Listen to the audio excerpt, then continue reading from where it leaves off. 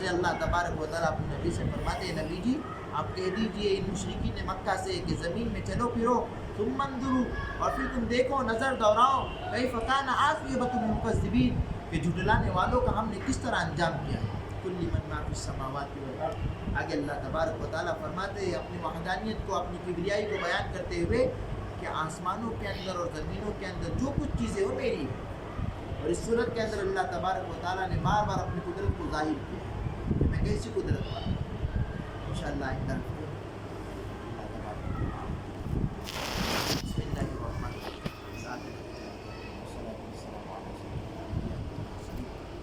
اللهم انت السلام والسلام تبارك ربنا وتعالى اللهم نور لي قلبي واشرح لي صدري واستعن بي